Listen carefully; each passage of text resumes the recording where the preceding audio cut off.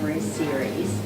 I will tell you that our next one is going to be on April 3rd, Tuesday at 1 o'clock, same time, same place. And we have our retired chief of the fire department, Philip Bourne, coming.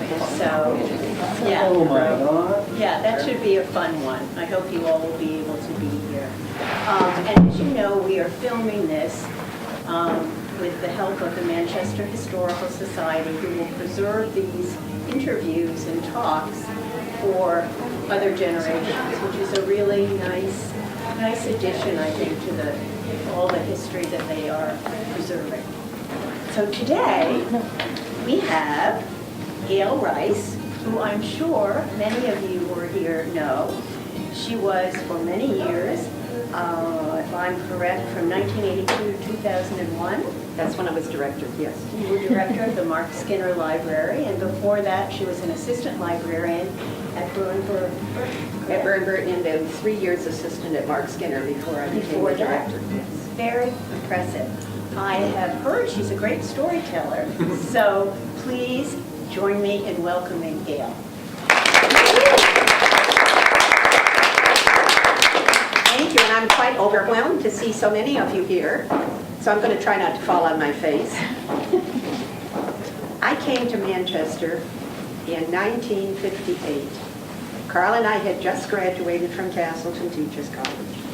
He had taught for half a year while he did his senior year. That was included. I had done student teaching, but that was our first job in a school per se, a year-long job. And of course we were at Manchester Elementary School, no middle. And we were looking for a place to live here. And it was kind of difficult because teachers were not overly paid, to put it mildly. I think I made $2,200 the first year I taught, and Carl, being a man, made $35. The glass ceiling was very, very heavy. However, we found a place. We found a place right on the green. It was a lovely 3-room apartment with a humongous bathroom, with a beautiful window right in front of the toilet, where you could sit and look at the valley below and be comfortable and calm. It was very tranquil. And it belonged to Eleanor Thompson. Now, Eleanor Thompson worked for the telephone company, and at that time, the telephone company, her part, was across the road where Dr. Madcore had his dental office. That was before that. So all she had to do was get up in the morning and dress and whiz across the street and go to work and whiz back. And she had this apartment, and she hadn't rented it before, so she had just redone it. And we rented it, and we rented it for $60 a month, each a heart out. And the lovely part of it was right there on the green. I believe there is a business in there now. It was Martin Harding and Mazzotti, but they've moved, so I think it's insurance or something. Where the chamber is. Yeah. Is it? Oh, yeah. And there was just one house between her place and the fire station, the old fire station, which is now a wine shop. So we didn't miss out on anything. And the first time that fire alarm went off at 2 o'clock in the morning, we levitated off that bed, and he swore that I ran around the bed 3 times saying, "What is it? What is it? What is it?" But we got very used to it. We didn't turn a hair when it went off, whenever. But we always knew, because at that time, they had a blackboard in the firehouse where they wrote where the fire was.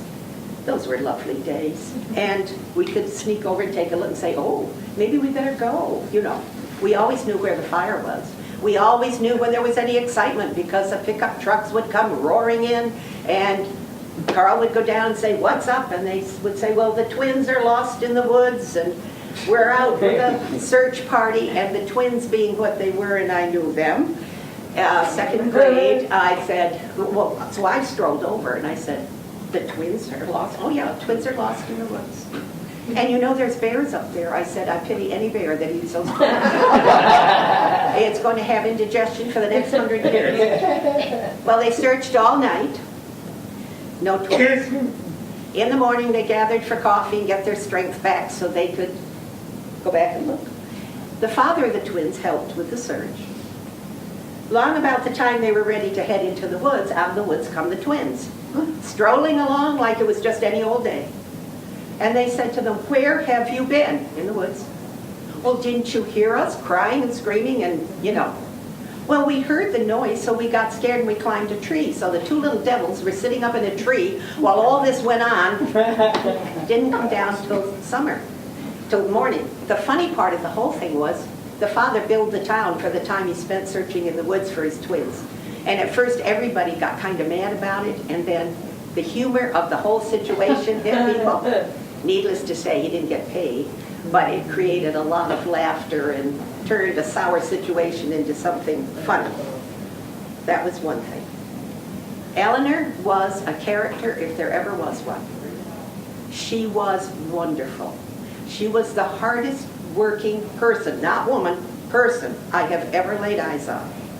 She married Harold Thompson. She was from Canada. She was French-Canadian. She married Harold. He was born with half his arm missing. His parents owned the house on Cemetery Road, where Kathleen James lives now, where we lived for 18 years. And they had a farm. And the big barn that's up near Happy Days Preschool was their barn. And the field was open then, and that's where they pastured their cows. Brought them in at night, and there was a barn at the end of our property, or their property, and that's where they spent the night.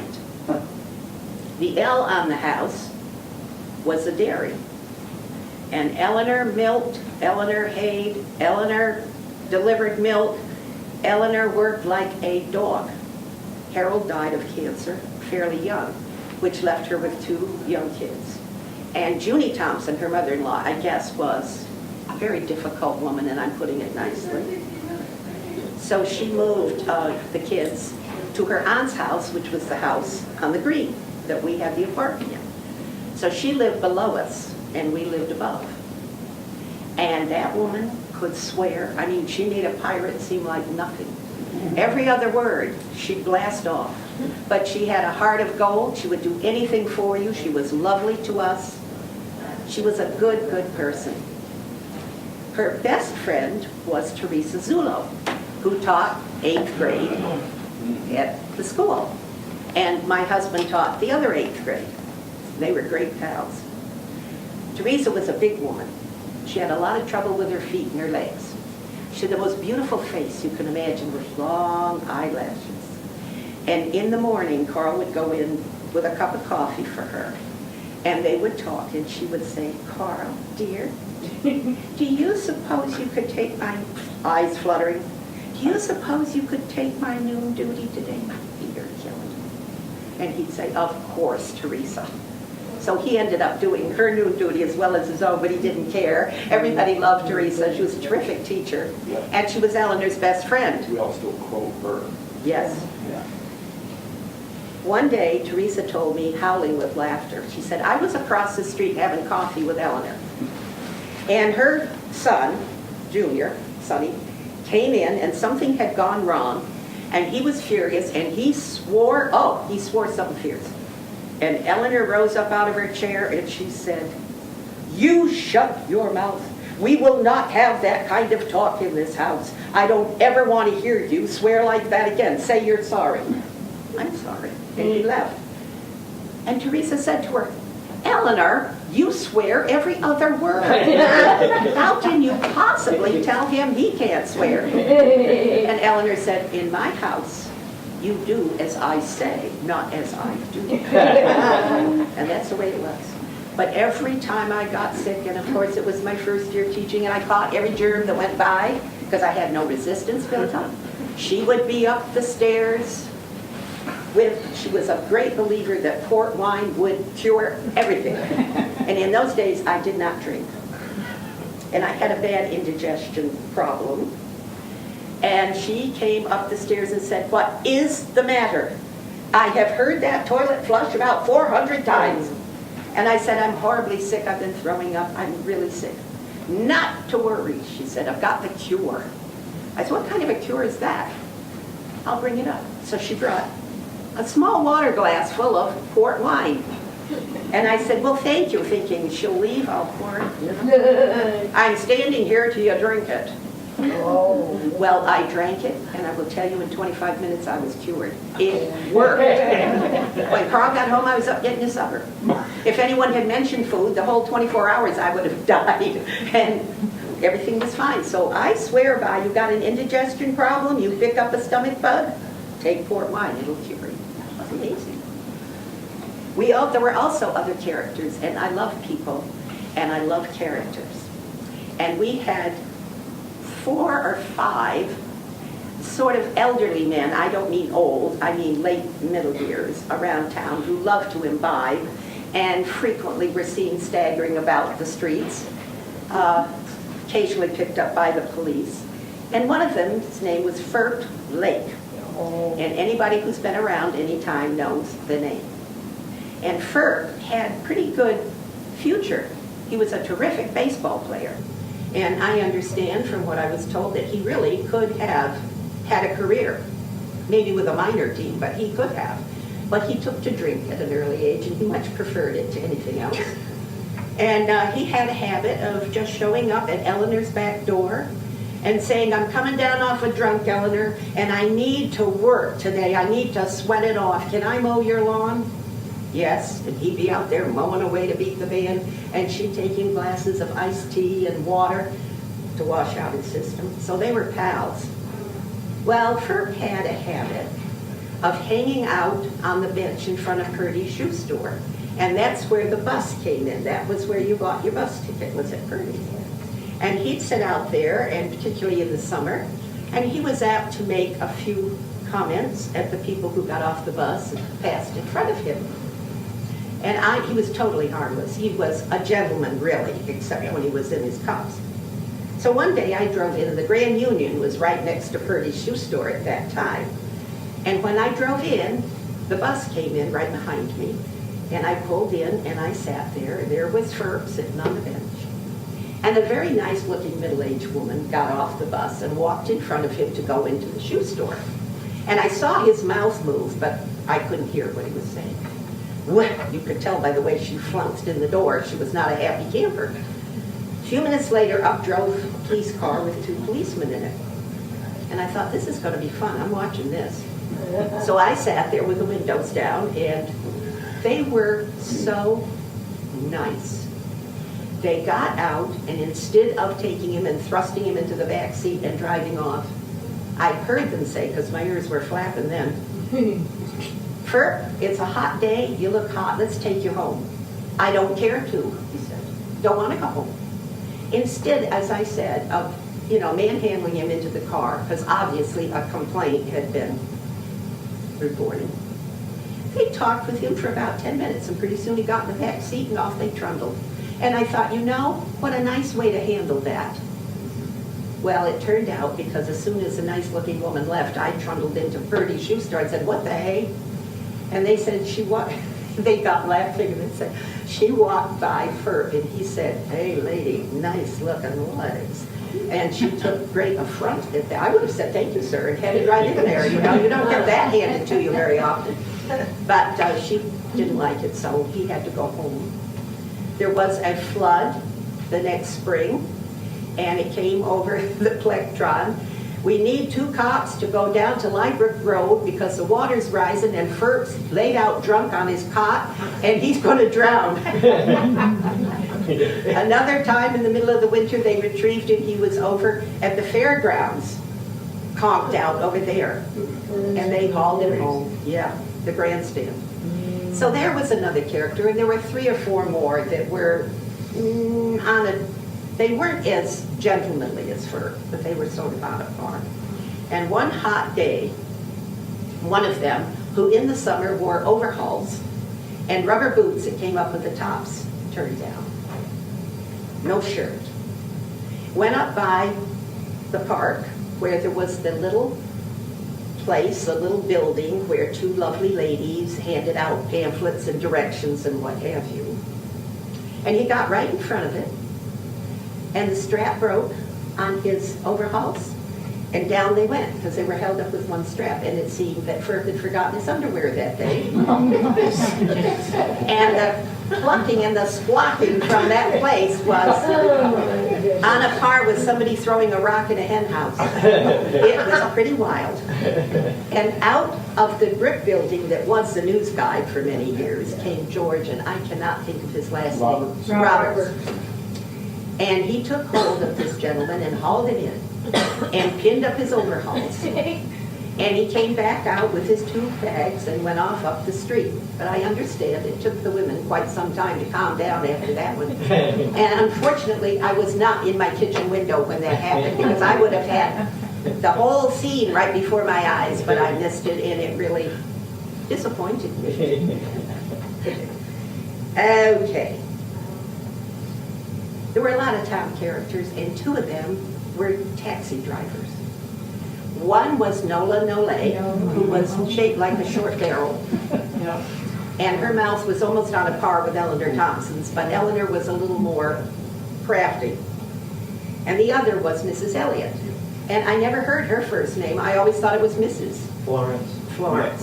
And she was a big lady. And I'm no oil painting by any means, but I will tell you, she was not what you would call beautiful. And of course, they were in competition with each other, and sometimes it got a little hot.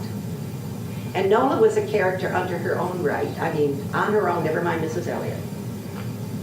And when my son worked for Briggs Fowler Insurance, started working there, they were in the office on Bonnet Street.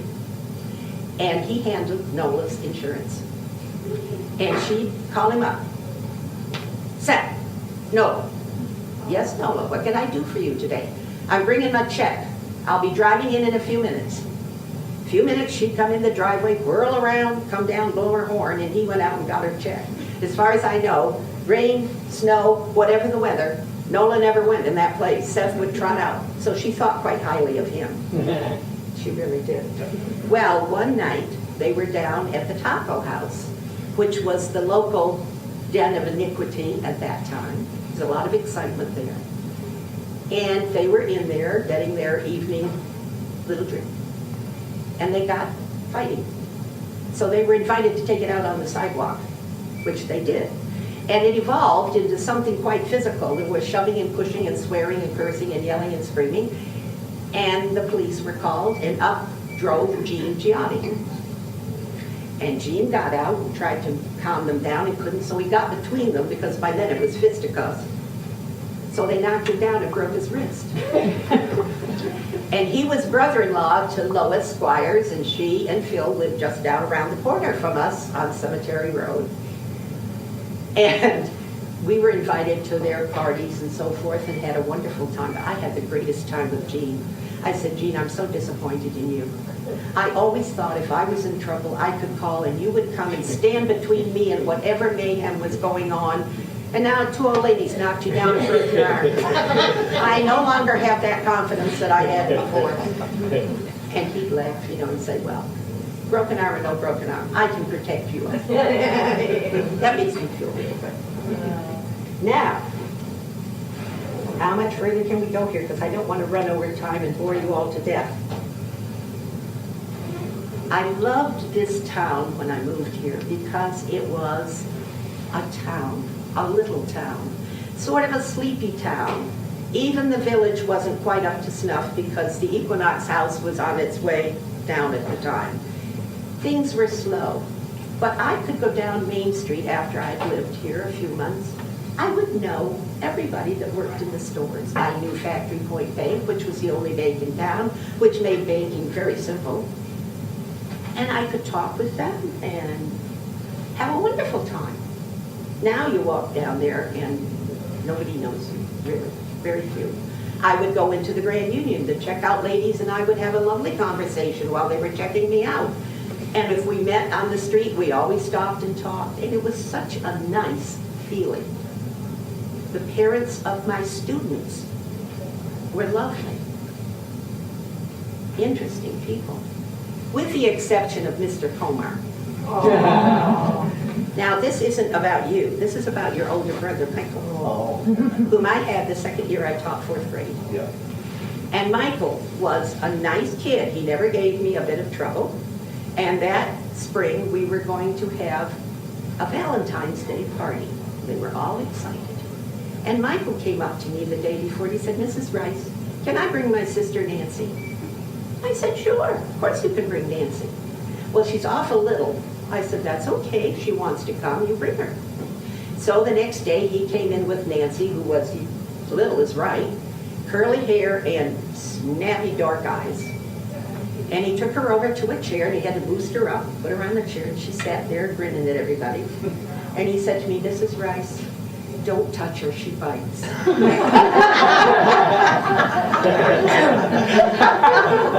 a perfectly straight face, I bet you, Bippy, I won't touch her.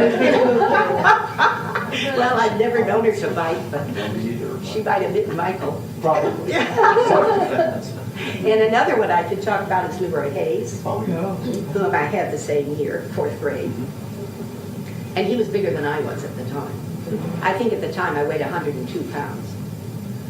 And he had a very bad habit, but the trouble is it always made me laugh.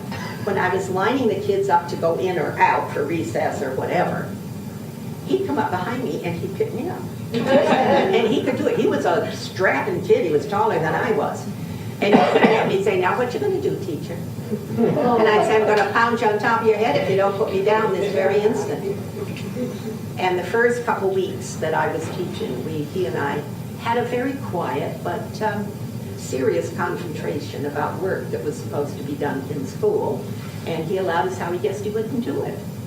And I said, you know, it's immaterial to me, Leroy, whether you do it now or you do it at 4:30 this afternoon.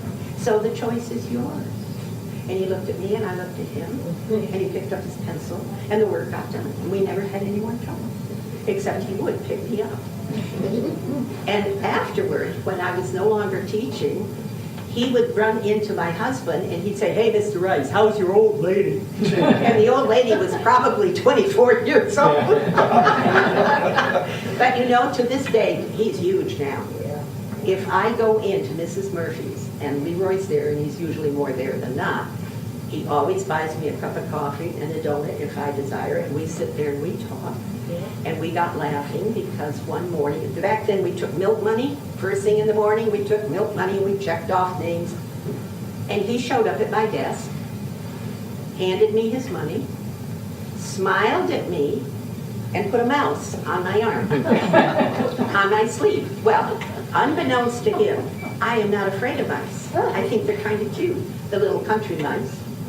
Now, if he put a snake there, I'd have been over the Canadian border, St. Jack's Brett, but it was a mouse. And I looked at it, and I looked at him, and I said, oh, isn't that cute? How did you know I always wanted a mouse of my own? He said, you do? I said, yes, it is so nice of you. And he looked at me and said, it's not your mouse, it's my mouse. I said, you mean to say that isn't my mouse? No. Well, I said, I am bitterly disappointed. And if it isn't my mouse, you put it back whatever you had it in, and you take it home, and I don't want to see it here again, because if I do, it is my mouse. You'll never get it back. You got me? You've never seen such a disappointed kid in your life. It took the wind right out of the sails completely. And from then on, life was very tranquil. No more problems. He was a very good kid. And I was lucky to have such good kids.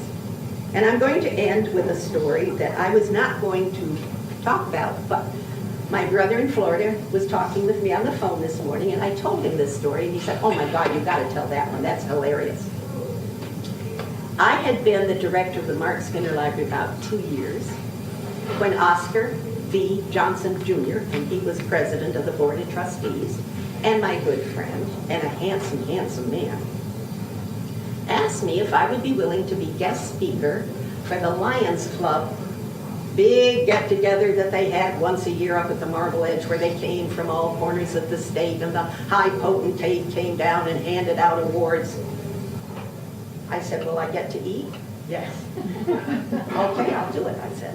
What do you want me to talk about? Well, the library.